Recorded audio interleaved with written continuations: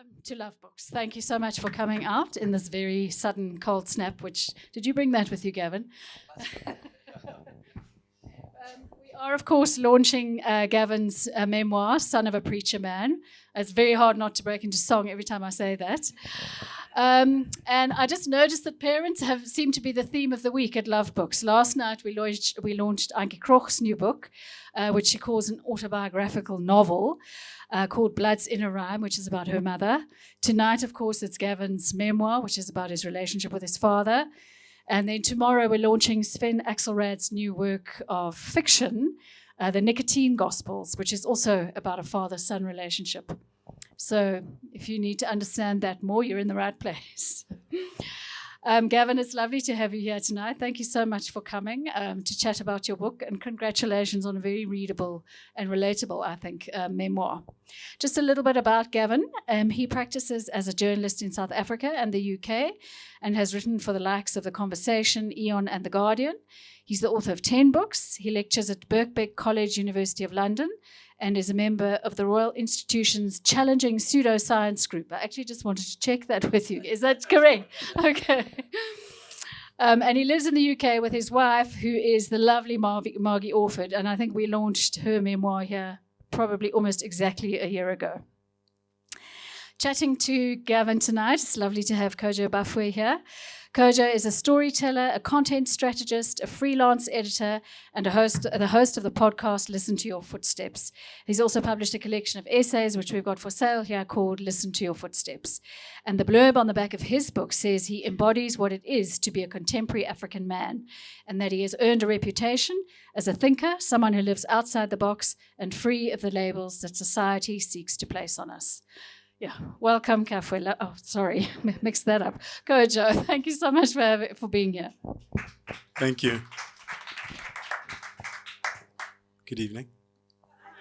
Okay. I'm just going to jump straight into it. So you've written quite a few books, but most of your books were kind of outward looking. You know, you're analyzing, you're looking at the world. For the first time, you've had to go inward. What motivated you to take that step?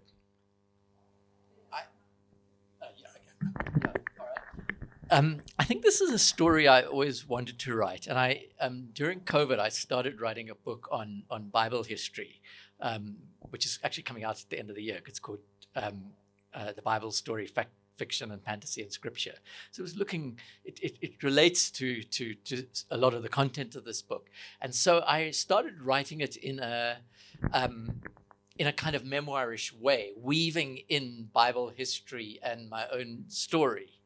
And I gave a few chapters to Margie, my wife, to look at.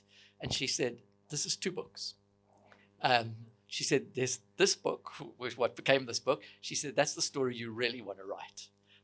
And that's why you're weaving it into that book. So write that book, but that's the book you really want to write. And she was right. It was a story that I wanted to tell about this complex, loving, but fraught relationship with my father. And in some ways, it might not always read that way, but it's a kind of love letter to my father. And obviously, in writing that, there's a lot of personal revelation in that story. But when one's writing that kind of way, one reveals a lot about oneself, but obviously not everything. You choose what you put in, and those were the bits that I chose to put in this book. What is your relationship, and how do you navigate memory? Because memory is fallible, right? Especially when it has emotion, a range of emotions attached to it, and writing a memoir, you're interacting with incidents and moments and experiences that aren't necessarily the way you remember them to be? It's a very good question. I like to think that I have a very good long-term memory for detail. And I'm always the one in my brother and my sister go to when they say, well, what happened then? And I'll say, yeah, this happened then. And I'll say, yeah, actually, you're right. So there's that. But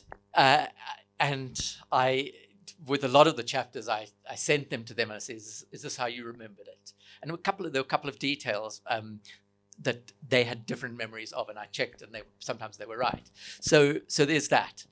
But when also in memory, it's imprecise, and there's a measure of improvisation.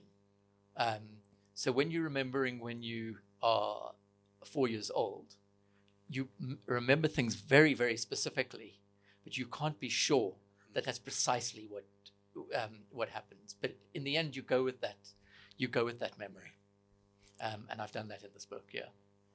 What would your father think about the book? And would it have been a different book if he was still with us? I don't think I would have written the book if he was still with us, and I had thought that I would not write the book if my mother was still with us, and I don't want. This might sound callous, but I mean, she has severe dementia, so she won't be aware of this book, because she's also part of the story, and with both parents, there's good and bad, and somewhere in between in that, yeah. Because I asked that question having also written a book that touches on my relationship with my father, and I know that I would never have written it with him alive. Because I had experiences growing up where he always felt like the family, family stuff is family stuff. Why are you going to talk about that stuff out in the world? Yeah. I think, given some of the revelations in the book, I probably would have waited until he had died before writing it. Yeah.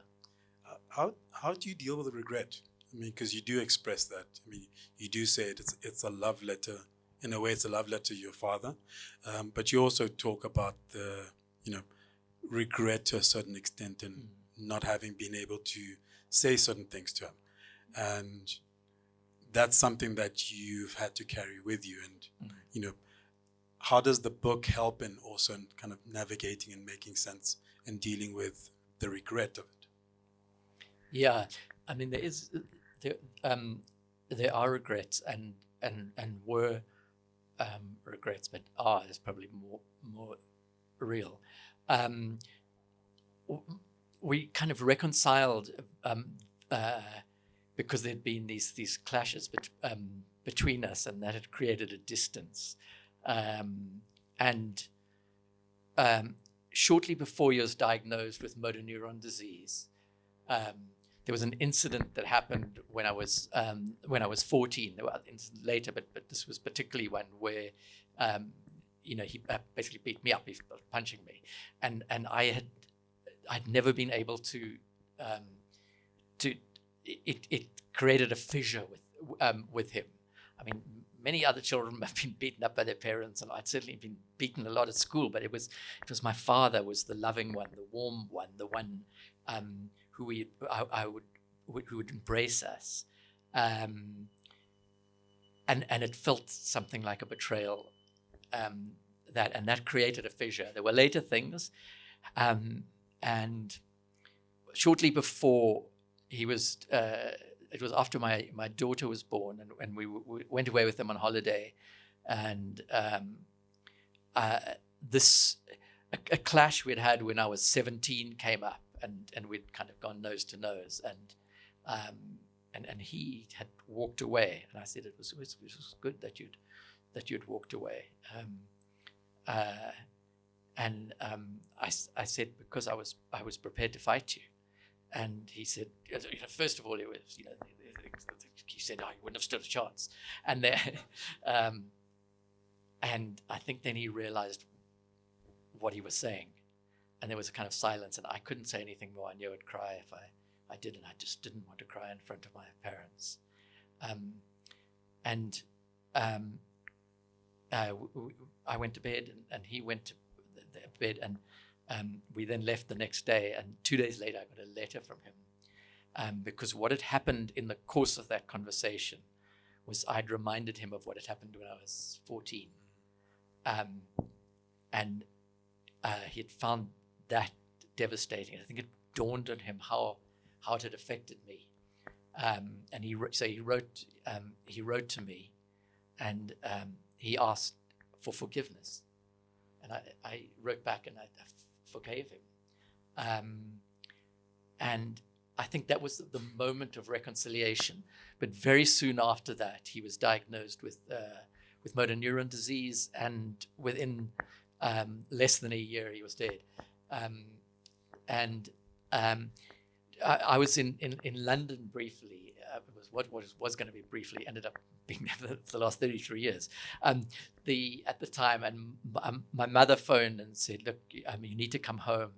He's deteriorating much quicker than we thought. So come home as soon as you can." He said he wants Gavin to be with him, me. So I immediately bought a ticket to fly home for the next morning. But later that evening, there was another phone call, and he was dead. And I did regret. I'd spoken to him a couple of weeks earlier, and he had said, "I love you, my son." And my response, there was still that residue of that inability to show emotion in front of my parents. And my response was, "And me, you too," which was a very awkward and silly thing to say. But I just couldn't at that moment say, "I love you too, Dad." And I regretted that. I wrote to him actually after that. I wrote a letter to say, "I love you." But the letter arrived just after his death. So yeah, there were regrets. And I guess part of the writing is it relates to those regrets. It's part of dealing with the regrets in a sense. Yeah, and time does help. Yeah. I mean, you talk about how you and your brother, you reached the point where you gave your parents nothing close to full disclosure, which feels like, I mean, that was of the times to a certain extent. What's been your expectation from your daughters as a father? So very, very different. When I had my, I realized I was going to become a father, and I decided that I was going to devote myself to being a father, and it was going to come before my marriage, before my job, before everything. So I was a very nurturing father, very hugging father. I spent a lot of time with the children, because I didn't work full time. I was just did freelance writing around the children, one, and then Caitlin, my second daughter. So that was my kind of mission in life, was to be a very different kind of father than my parents had been for me. I don't know if it was the right or wrong thing to do, but it was something that I decided to do, and I did. I think any of us who are parents know that there is no right or wrong way. You just do the best that you can and hope they turn out all right. Yeah. I mean, you have talked about doing things differently. Differently from your father, doing different things differently from your parents. But are there similarities? Is there something that you've taken from them from a positive perspective in terms of doing things the way they did? Hugely. With respect to my father, I mean, a lot of my political activism came from him, because he was always vehemently against apartheid. And quite unusual for white families in South Africa at that stage. We often had black people staying in our house and so on. So I was much more exposed to seeing black people not just as servants. So there was that. It wasn't just that he said apartheid was wrong, but the way he lived was gave expression to his views. There wasn't a disjuncture that I could see, but between them. So that I think that that had a huge influence on me. I mean, there were all sorts of other things. He had been a boxer, and I guess partly through his influence, I also got into boxing, and competed and so on. So yeah, there was that. I think he was more combative than me, but maybe I don't know actually. No, that's maybe I am quite combative as well. But yeah. One of the things that actually struck me was you're going to the US, and I said to you earlier, because I was also a Rotary Exchange student, but I think 20 years later, which must have been very, very different in terms of the experience. Yeah. But the thing that struck me was, while it was a break from what your parents believed, from a religious perspective, it felt like you ramped up. It was an opportunity to ramp up that activism and that fight against apartheid. Yeah, I ramped up all sorts of things during that year. It was, it was maybe I kind of idealized it a bit. I mean, I was sent to Texas, Southwest Texas, but and on the airplane there, it was the moment of not just fissure between my father and me, but that helped prompt another fissure, which was with me and my belief in God. And at that stage, it was nascent. And I, on the airplane, said, well, God, I'm sorry, but I'm taking a year off. And after that, I mean, immediately, a flood of doubts about, it was like the scales came off my eyes, like Paul, except I was, the doubt of everything I'd believed just almost instantaneously. It had been lurking and came out. So there was that. So, it was a year of free thinking, because by the end of the year, the beginning of the next year, I had thrown myself into the anti-apartheid struggle, and I'd become a Marxist and so on. But for that year, I could think existentially. I could think the purpose of life was to live, and that nothing had any inherent meaning, and so we make our meaning as we go along, and I could do that. And so I hitchhiked up and down the United States, Mexico to Canada. I worked on construction site. I had my first experiences with drugs, my first sexual experience, all sorts of things. Broke all the Rotary rules, and then also got involved with anti-apartheid because it was a group at Austin, which was near where I was living. And so I kind of joined up with them and wrote articles calling for divestment from South Africa, and got into trouble with South African Rotary, which was, and then that was actually, my father was really wonderful there. Because Rotary had said to me, look, if you don't publicly apologize, we're immediately calling you home. And my father phoned and he said, look, whatever decision you take, I'll support you, but don't feel obliged to do anything. And then Tutu wrote to me and said, keep it up. And another student who's now a lawyer in Australia called Andrea Durbach wrote to me, she'd been an exchange student. She said, keep it up. Anyway, so I refused. I wrote back to them and said I refused to apologize. And it was only reason I wasn't called back was a journalist called Cheetah Haysom phoned the head of World Rotary, who was an Australian at the time, and said, you're sending a student home because he spoke out against apartheid. Surely that's wrong. And he said, no, that'll never happen. So it didn't happen. so yeah, it was a year where, and I mean, it was during that year then also I was a student for a while at the Southwest Texas State University. So I used to go to the library and I read the Communist Manifesto. I read Volume 1 of Capital, all sorts of other things. And so it was, in a way, 17 years of being kind of tethered to this idea of the kingdom of heaven.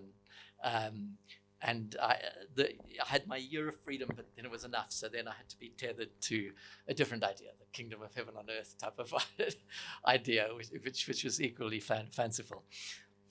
I guess the exchange program was very different from my time because my time was, you had the 4 Ds. It was in a song: no drinking, no driving, no dating, no drugs. I think they told me that, but and you know, saying Texas and free thinking in the same sentence feels a bit of an oxymoron. Yeah. So coming back after that experience,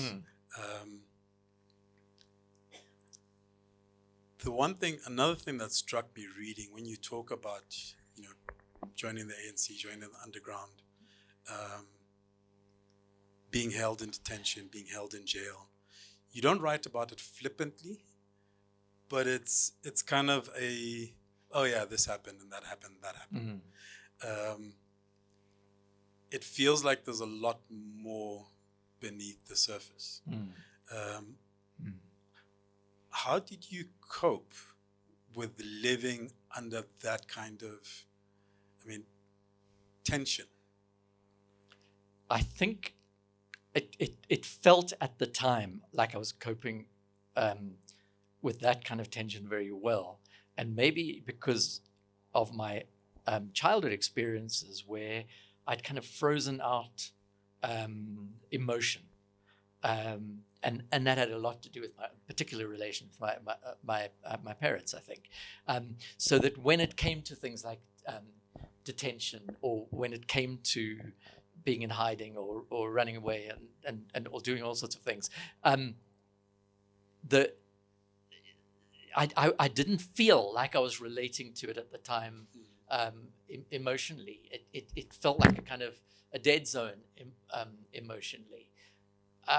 It was only later that I realized, and I mean, there were things that happened that I guess for some people might have felt traumatic. I mean, for example, I was throttled once by the security police in detention. Another time I was punched in the face by a security policeman. And none of that seemed to affect me at all. But of course it did. I found I was starting to dream escape dreams, dream flying dreams, I dreamt being buried alive dreams. And later I found that I was sleeping like this. I read a wonderful book by a guy called Bessel van der Kolk, called The Body Keeps the Score.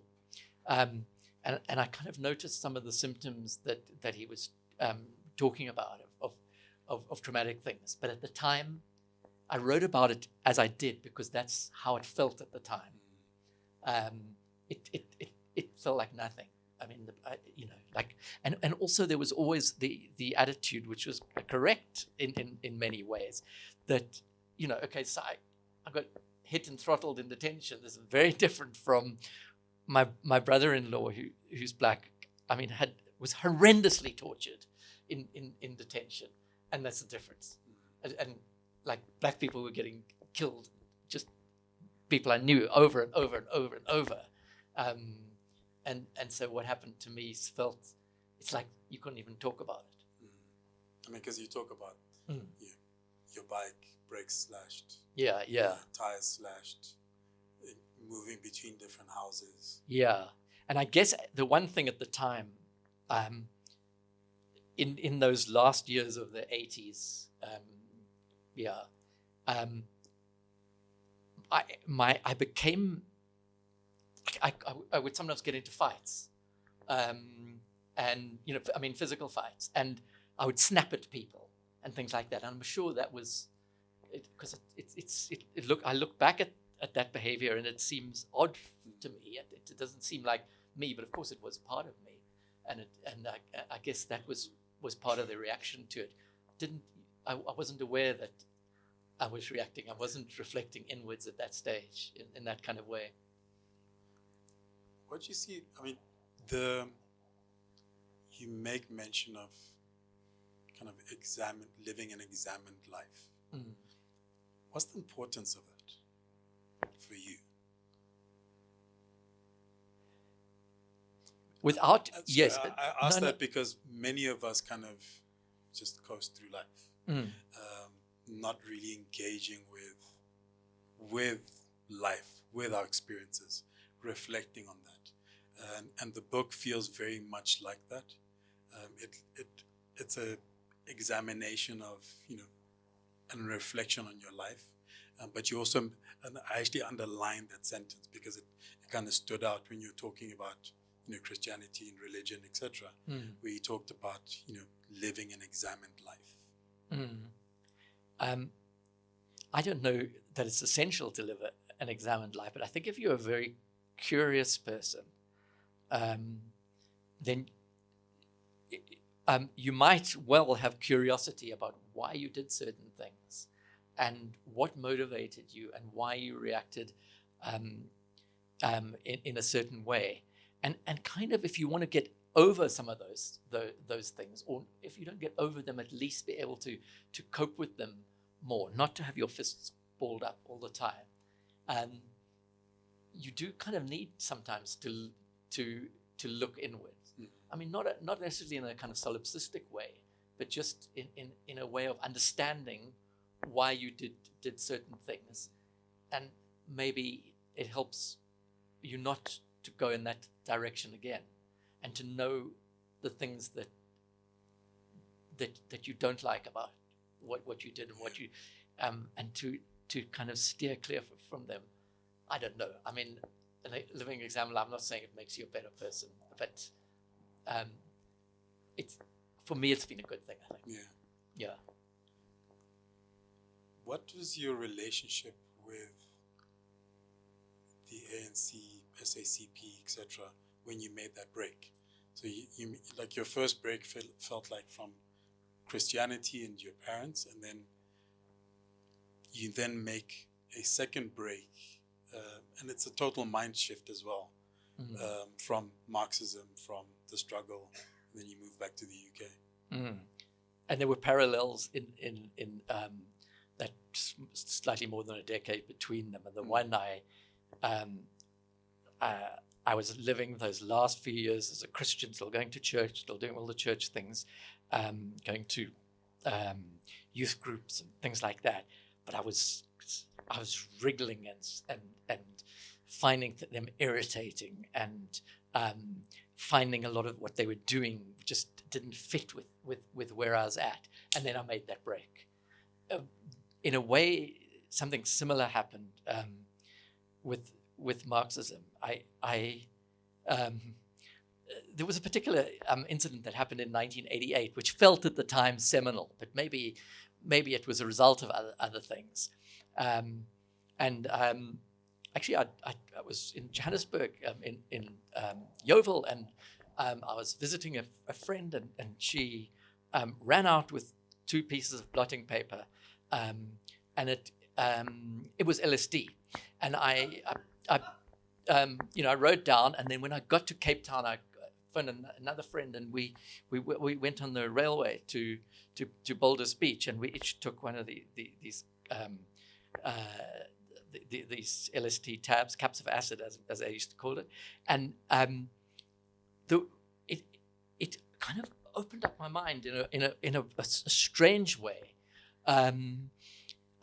I just had this kind of sense of being part of the entire humanity and loving humanity, and I spent like what seemed like hours, could have been minutes, talking to these children, and they showed me, if you put your finger in the sea enemy, as they call it, and then it sucks on your finger and you take it out. So we did this, and I talked to some old people, and I had this sense of kind of absence of ego and being part of this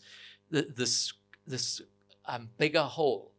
And of course, the acid then it wears away, but that sense never left me. And from there on, I thought, I'm going to get out of the struggle.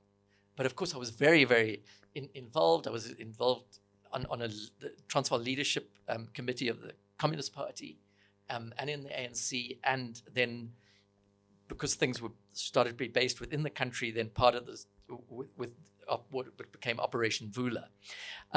So there was a lot of stuff I still had to do, but I no longer believed in the dialectic of Marxism. I no longer believed that history had a hierarchy of causation, that this thing of thesis, antithesis, synthesis was how society moved. It seemed like it moved through a million pinpricks, and that individuals were much more important than we recognized as Marxists. So I stopped believing in Marxism, but I was in the party, and the Communist Party, in a leadership position. It was a little bit like when I was a Christian.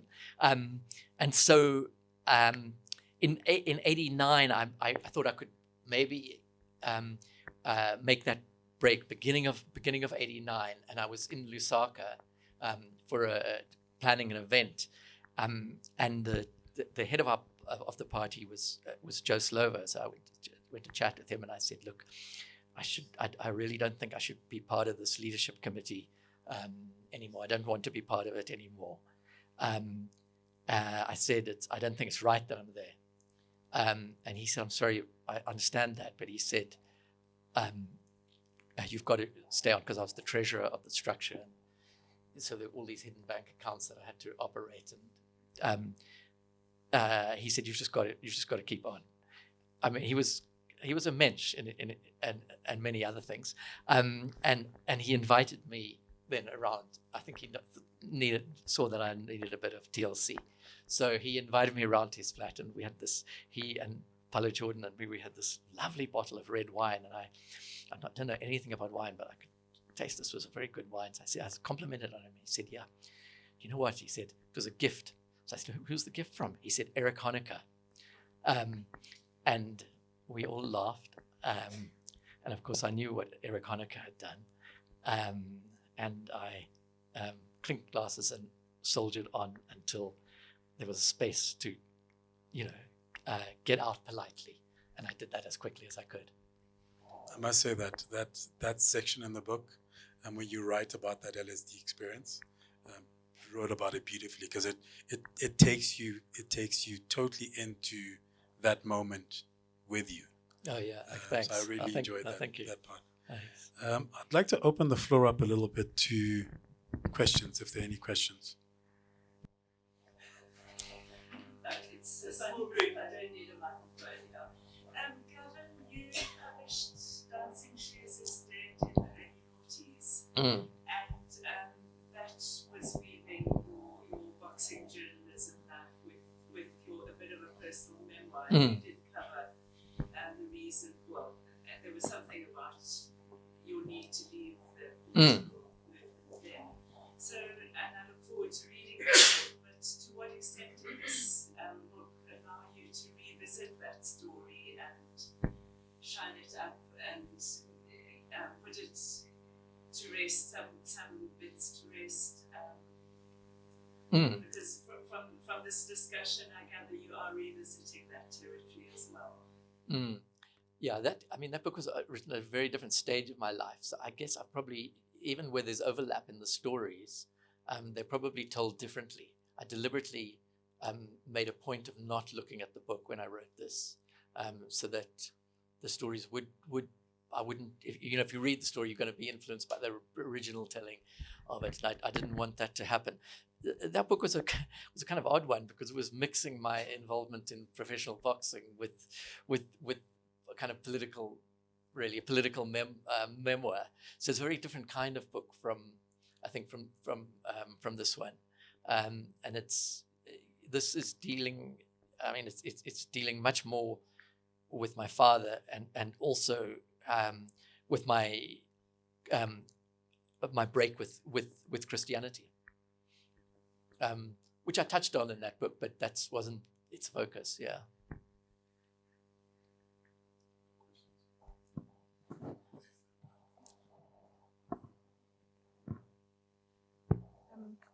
Thanks very much. I assumed from the title of the book that your father was a minister or a preacher man of some sort.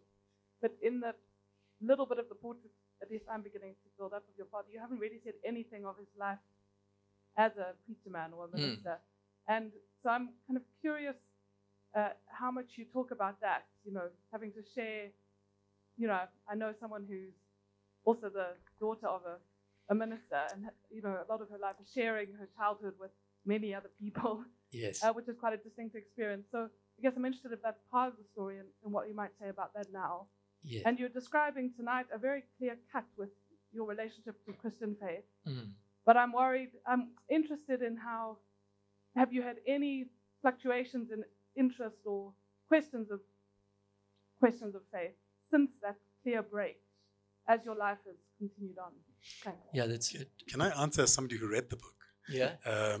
All of that is in the book. But, Literally, I mean, but I can. and I say this as a reader, like that is the book, and that's what makes it so compelling and it's beautifully written, easy to read, but it's that story. But on the I mean, there is a lot on my, as you're saying, there's a lot on my father, and a lot on the church, and a lot on the evangelical movement, and a lot on the charismatic movement, talking in tongues. And also my father was Jewish. So he was a Jewish Anglican, born again, tongues talking bishop. So that's all there, and in quite a lot of detail. On the second part of the question on fluctuations, initially, when I had that prayer to God about of the break for a year, and then all these doubts and flooded in, I for a long time called myself an agnostic, and I didn't. It kind of seemed to me that to say there's no God was an act of faith in itself. So I didn't want to go there, but I gradually came to realize the more I went on in life that I didn't even remotely believe that there was anything out there beyond us. So I don't believe in. I don't believe people have souls. I don't believe in a spiritual dimension. I don't believe in that there's any creator. I believe that infinity goes backwards as well as forwards. So I ceased believing that it was even remotely possible that there was anything that there was any spiritual dimension outside of the physical and emotional dimension. And so I called myself an atheist, but I'm not an atheist like Richard Dawkins. I do see a huge role, positive role for religion, and I've seen that from my father, from my mother, and from many other people. And I would never try to convince somebody else to not believe in God. I wouldn't try to convince them to go on the journey that I've gone on. And you lose a lot when you stop believing in God. Knowing that doesn't mean you can wish it back, but you. So the idea of death no longer worries me. The idea that in a few decades, maybe less, I'll be no more. That doesn't worry me anymore. But what always worried me was the death of other people, and that I would never see them again. And so no longer having that belief in an afterlife, you do lose something. But knowing that you lose something doesn't mean you can wish it back. It doesn't come back. If you cease believing, you just do, and that's it.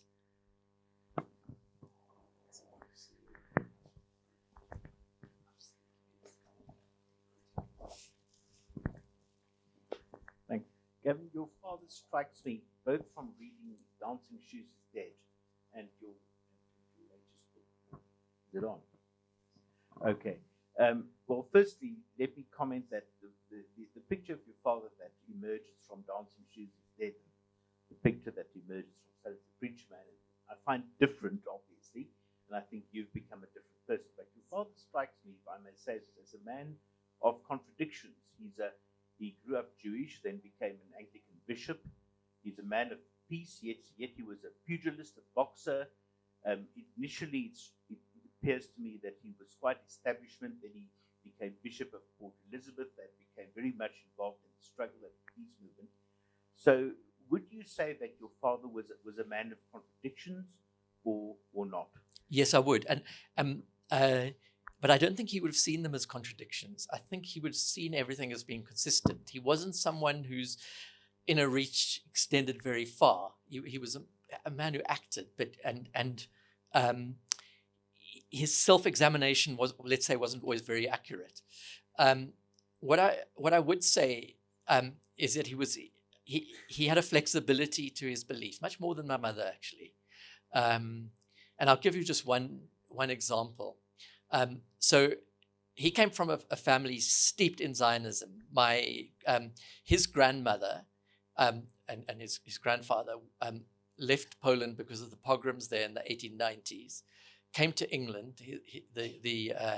His grandfather, whose name was Adolf, had consumption, TB, and so they got free passage for white people to South Africa. So ended up in South Africa, and his grandmother helped set up the first ever South African Zionist organization and was a fierce campaigner for Zionism, as was his mother.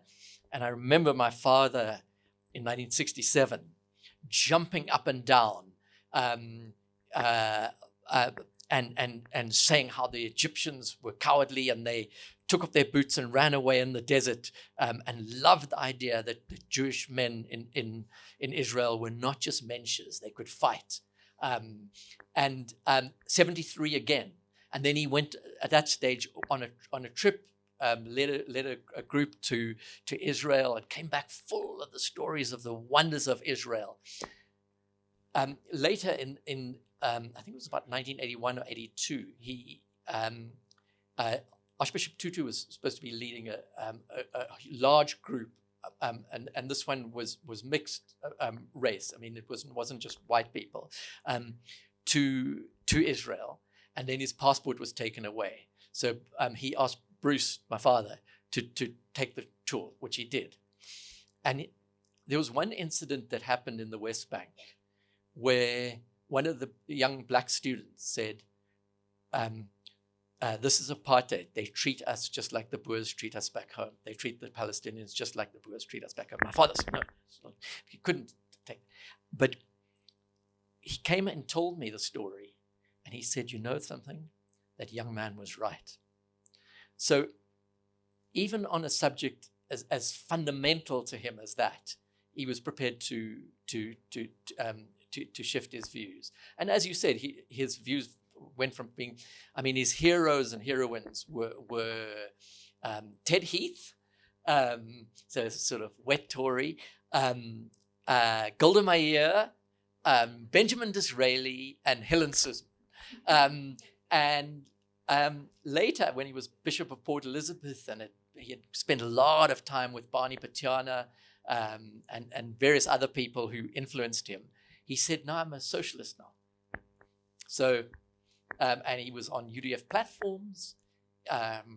He was taking on the security police. So there was a shift there. And I'm not sure he was aware there was a shift, that his views had changed. But he was much more flexible than sometimes he would appear.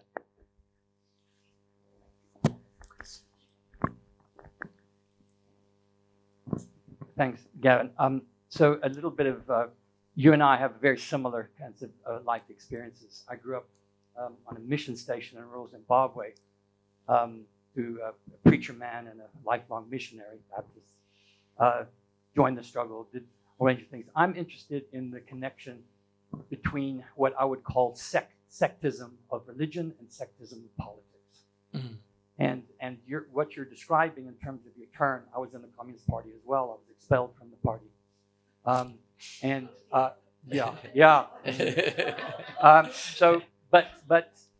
That it seems to me that part of our problem in the contemporary context of South Africa and the world and what we're facing is that, like a lot of religion, where the absolutes and the have transferred into the political. So that when you talk about the struggle and leaving the struggle, it's a particular concept of Marxism. It's a particular concept of the struggle. particular narrow interpretation of particular things, as in religion. Because when I went to El Salvador and met the Jesuit priests who were killed by the right-wing fascists and who were liberation theologians, they were the most radical revolutionaries I'd ever met. And yet they were religious. But they had a different... So I just wanted you to reflect in terms of... I haven't read the book, and I will. But in that context of that, and I'll use the word dialectic, between, the religious and the politics, and why it is that sometimes I don't think in South Africa, in many places, we seem to be able to get beyond it and to discover a politics and a religion that is encompassing, that is inclusive, that is empathetic, that is something different, that is human, as opposed to something that is certain, something that we can actually see all the time.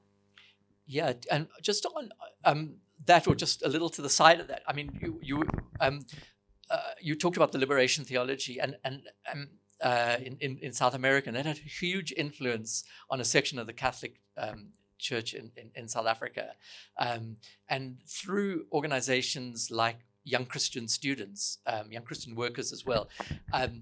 There were Catholic activists who were in the ANC underground, some of them were in the party, and there didn't seem to be that contradiction between those views. I mean, maybe I'd come from a different kind of religious background because of the evangelicalism, you're either in or out of heaven kind of thing, that it needed that break, whereas many of the Catholics could just make a transition towards being full-on activists in every sense, and in fact many of them carried on because they retained an aspect of their Catholicism, and so they carried on being involved. They weren't like me where it was necessary to sever ties, kind of thing. So yeah, I don't know if that answers your question, but it did seem to me that it offered them something, not just in terms of themselves and their religion, but it offered something in terms of the country, in quite a profound way.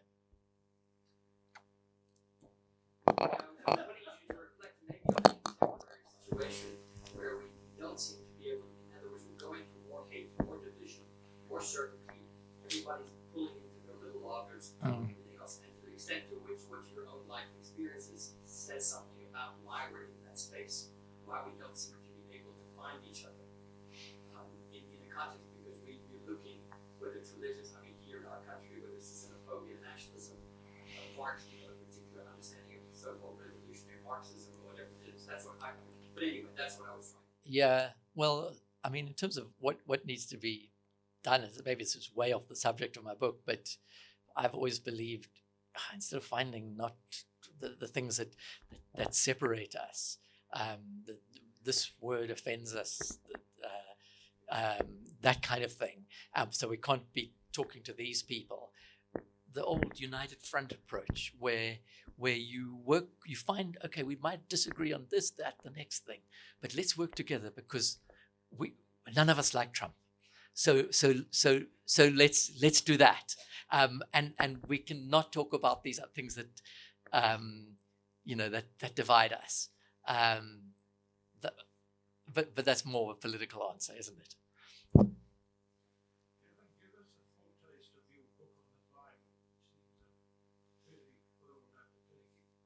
Yeah. Okay. So I mean, it's off the subject of this one, but there are little things that touch on that small overlaps. So I look at who wrote the Bible and why and when, and I look at the Old Testament, the New Testament, and the Quran. For this book, not only did I immerse myself in the Bible and the Quran, and reading it over and over again, but the Quran as well. I've got bits on the Quran and a whole chapter on it as well. So I look at the history. I mean, I conclude that there was no exodus from Egypt. That Moses and all the people before him, Abraham, they didn't exist. They were entirely mythological. That David was and Solomon were warlords. That Solomon's temple was built 300 years after Solomon. And I even raise questions. I don't give answers. I just raise the question of whether there's any solid proof that Jesus existed as an historical figure. And I do conclude that if he did, we know nothing about him. So yeah, that's where it heads. It's got a last chapter which advocates a softer form of atheism. So that's its content. Yeah. I do think actually this book lays a nice runway into that. Oh yeah, it does. I think because they started together, so they were twins who got separated. Yeah. More questions? I think I'll close it off there. Thank you very much, Gavin. Thank you. Yeah, thanks so much, Gavin, and to you, Kojo. It's been lovely listening to you, and I think there's lots of reasons to buy the book, so please go and do that. Gavin, if you don't mind staying there for signing, that would be great. Thank you for coming.